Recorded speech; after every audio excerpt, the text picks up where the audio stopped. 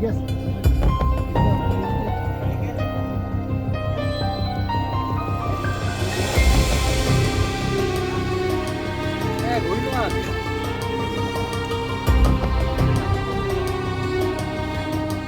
দেখিবলৈ পাইছোঁ সমগ্ৰ অসমৰ লগতে খোৱাং যি মইনাপুৰীয়া গাঁও আছে এই গাঁওখন সম্পূৰ্ণ প্লাবিত হৈছে। প্ৰত্যেক ঘৰ মানুহ মূধচলৈকে টিংপাতৰ পানী, তেওঁলোকৰ যিখিনি যাৱতীয় বস্তু কাপোৰ কানি, ধান, নামঘৰ, অংগনবাড়ী সকলো তলত তেওঁলোকে নিজাববীয়াকৈ আহি মথাউৰিত তেওঁলোকে বাস কৰিছে অতি বেয়া পৰিৱেশত। গতিকে চৰকাৰৰ আহ্বান থাকিব খুব সময়ৰ ভিতৰত যিটো অসমৰ দুৰ্যোগ ব্যৱস্থাপনা ব্যৱস্থা আছে এই ৰাইজৰ কাৰণে তেওঁলোকে খৰতকীয়া যিখিনি ব্যৱস্থা আছে কৰিব লাগে।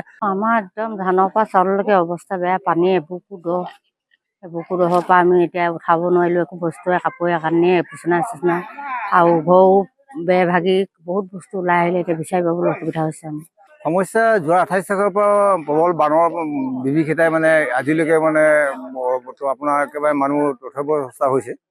এতিয়া সকলো গাঁৱৰ প্ৰতি ঘৰৰ মানুহে পানীৰ তলত মানে পানী বুৰাই পেলাইছে। এতিয়া অকণমান জেগাডোখৰ যিটো মথাউৰি দিছে সেইডোখৰতে অকণমান মানুহে আশ্ৰয় লৈ আছে।